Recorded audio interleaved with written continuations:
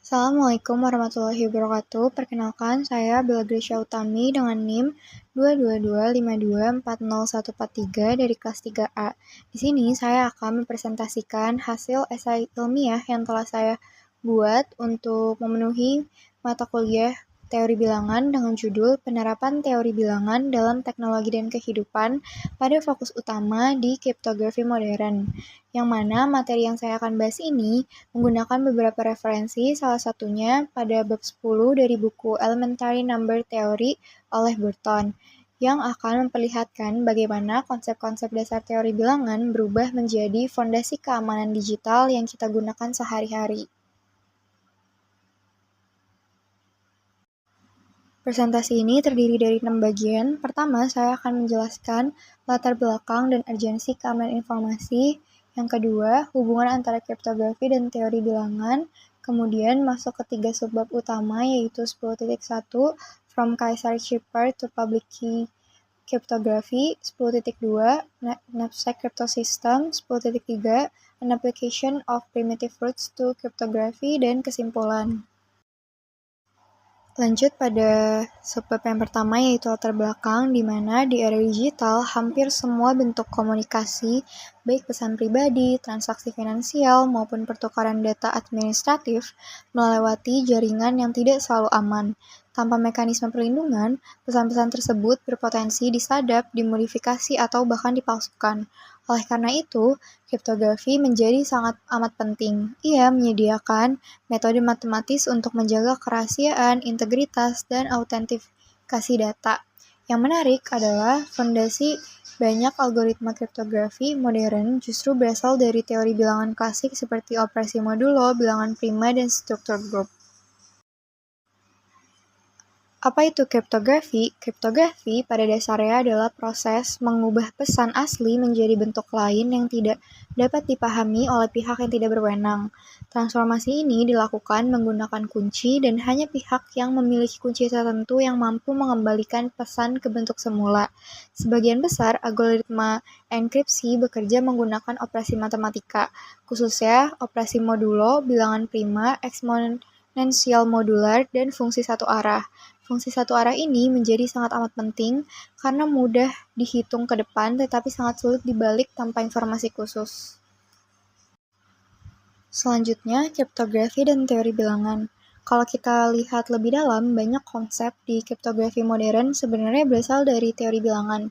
Misalnya, operasi modulo, bilangan prima, dan eksponensial modular. Hal-hal yang awalnya terlihat abstrak di matematika ternyata jadi sangat amat penting untuk membangun sistem keamanan digital yang kita pakai setiap hari. Kita lanjut pada 10.1 Caesar Shipper, yaitu konsep dasar, di mana sandi Caesar ini bisa dibilang adalah titik awal berkembangnya teknik-teknik enkripsi. Cara kerjanya cukup sederhana, yaitu dengan cara menggeser huruf berdasarkan nilai K tertentu menggunakan operasi modulo 26.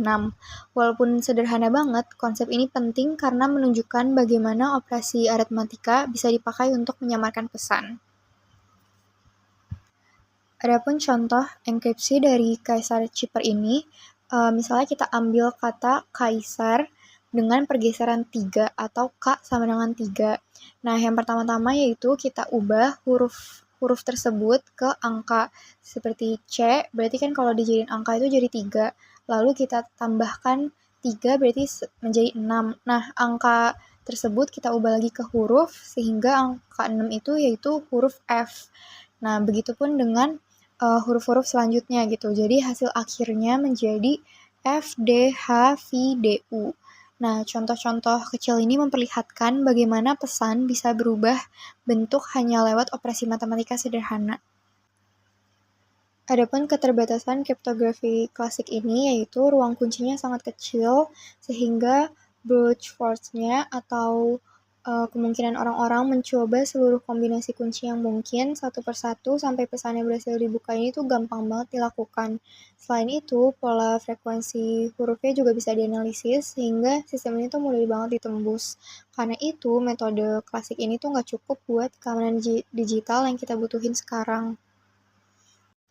Nah, setelah sadar akan ada banyak kelemahan, muncullah metode yang lebih kompleks, yaitu Vigener Shipper. pakai kunci berulang dan Hill-Shipper memakai matriks, di mana pada tahap ini tuh teori bilangan dan aljabar linear mulai benar-benar terlibat.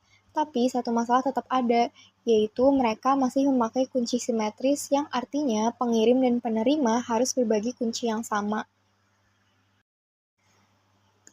Nah, masalah terbesar di sistem simetris ini adalah bagaimana bertukar kunci secara aman. Kalau kunci itu disadap, maka seluruh komunikasi jadi nggak aman. Permasalahan distribusi ini yang akhirnya mendorong lahirnya pendekatan baru dalam kriptografi. Sehingga lahirlah terobosan besar pada tahun 1976 oleh Diffie dan Hellman.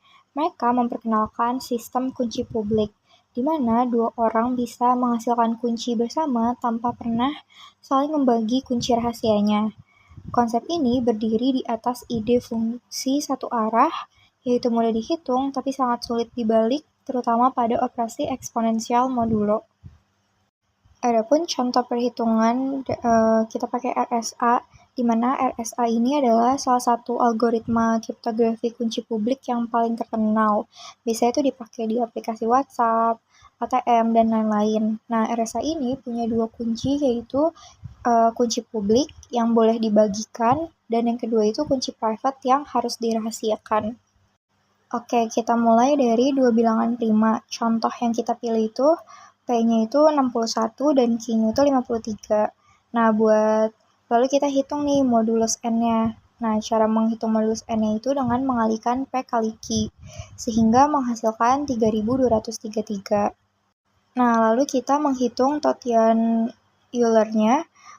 Nah, totian ini tuh dipakai buat nentuin kunci, di mana rumusnya itu P-1 Q-1. Jadi 60 dikali 52 sehingga menghasilkan 3120. Nah, lalu kita tentuin nih kunci public E-nya. Misalnya E-nya itu sama dengan 17, dan kita cari nih kunci private-nya itu misalnya D sama dengan 2753. Nah, jadi kalau kita mau mengenkripsi 65, itu rumusnya tinggal M pangkat E modulo N, dan hasilnya itu jadi 2790. Begitupun ketika kita ingin membuka kembali pesannya, kita pakai kunci private di D, dan hasilnya kembali ke angka 65. Di dunia nyata ini, nilai N biasanya sangat besar sehingga sulit difaktorkan, dan disitulah letak keamanan dari RSA ini. Masuk ke bagian 10.2, yaitu knapsack crypto system, di mana ide dasarnya itu sederhana. Jadi kayak kita punya daftar angka, kemudian kita pilih nih angka-angka tertentu yang kalau dijumlahkan hasilnya sama dengan ciphertext. Tadi ciphertext kan itu tuh data-data yang udah diamanin ya teman-teman. Jadi masalah mencari kombinasi ininya tuh dikenal sebagai subset sum problem. Dan untuk daftar yang acak, masalah ini sangat sulit dipecahkan. Karena itu, awalnya masalah ini tuh dianggap cocok dijadikan dasar dari kriptografi. Nah, sebelum disamarkan menjadi versi yang lebih kompleks, sistem knapsack ini tuh menggunakan urutan yang disebut super increasing. Sederhananya tuh setiap angka pada urutan itu tuh pasti lebih besar daripada jumlah semua angka sebelumnya. Contoh ada 3, 5, 11. Nah, angka 5 itu kan lebih besar dari 3. Terus habis itu angka 11 itu lebih besar dari 5 plus 3, yaitu 8. Jadi kayak gitu. Karena ini tuh penting, karena kalau urutannya super increasing, berarti proses untuk menguraikan ciphertext-nya itu jadi sangat amat mudah. Jadi kayak kita nih cukup mulai dari angka yang paling besar aja. Jadi kita cek nih apakah bisa dikurangkan, terus lanjut ke angka sebelumnya. Contohnya di sini tuh kita pakai ciphertext-nya itu 57. Nah, ini bisa kita pecah jadi 41, 11, sama 5. Dan hasilnya berubah jadi pola biner, yaitu 01101. Nah, karena urutan super increasing ini terlalu mudah ditebak, maka tuh para peneliti mencoba menyembunyikan struktur ini tuh dengan transformasi menggunakan perkalian dan operasi modulo. Jadi terlihat seperti urutan angkanya tuh acak yang tidak menunjukkan pola apapun gitu. Nah, ini yang dijadikan kunci publik ya. Namun, dari penelitian Shamir pada tahun 1980-an menunjukkan bahwa struktur aslinya tuh masih bisa ditemukan gitu melalui analisis tertentu. Nah, makanya itu sebabnya si knapsack ini tuh akhirnya dianggap tidak cukup aman dan tak lagi dipakai secara luas gitu. Masuk ke bagian 10.3 yaitu kita berbicara tentang akar primitif. Nah, istilah ini tuh mungkin terdengar berat, tapi ide dasarnya itu sebenarnya sederhana gitu. Jadi, akar primitif itu adalah angka yang bisa menghasilkan seluruh bilangan lain dalam modulo P hanya dengan dipangkatkan. Contohnya, kalau kita misalnya punya bilangan prima yaitu P dan akarnya cocok nih, maka R pangkat 1, R pangkat 2, R pangkat 3, dan seterusnya itu semuanya modulo P akan menghasilkan semua angka dari 1 sampai P-1. Nah, sifat ini yang membuat akar primitif ini tuh menjadi dasar bagi sistem kriptografi modern yang menggunakan eksponensial modulo. Untuk melihat bagaimana akar primitif ini dipakai, kita bisa lihat contoh dari Diffie dan Hellman, di mana dua orang ini sepakat menggunakan bilangan prima yang ditandai dengan huruf P dan akar primitif yang ditandai dengan huruf R. Setelah itu, masing-masing dari mereka tuh membuat angka rahasia. Lalu mereka pangkatkan akar primitif tersebut tuh dengan angka rahasia yang tadi. Nah, nanti hasilnya itu boleh dibagikan ke publik. Dengan nilai publik itu, mereka berdua bisa menghasilkan kunci bersama yang sama persis tanpa pernah memberitahu angka rahasianya. Oke, contohnya ini misalnya ada dua orang, yaitu misalnya A dan B. Nah, mereka tuh mau bikin kunci rahasia bersama. Misalnya masing-masing memilih angka rahasianya, yaitu A memilih angka 6 dan B memilih angka 15. Nah, angka ini tuh nggak boleh dibagikan ke siapapun gitu. Nah, untuk menghitung nilai publiknya itu, ada pun rumusnya, yaitu rumusnya itu R pangkat A modulo P, begitupun kalau yang B berarti R pangkat B modulo P. Nah, yang A ini menghitung nilai publiknya sehingga menghasilkan 15.625 modulo 23 yaitu 8. Jadi nilai publik A-nya itu 8, sedangkan nilai publik B-nya itu 19. Nah, keduanya ini tuh bisa saling tukar nilai publiknya, yaitu A kirimnya 8, B kirimnya 19 gitu. Nah, lalu habis itu mereka menghitung kunci rahasia bersama dengan rumus, yaitu K sama dengan B pangkat A modulo P, begitupun dengan yang A, yaitu A pangkat B modulo P.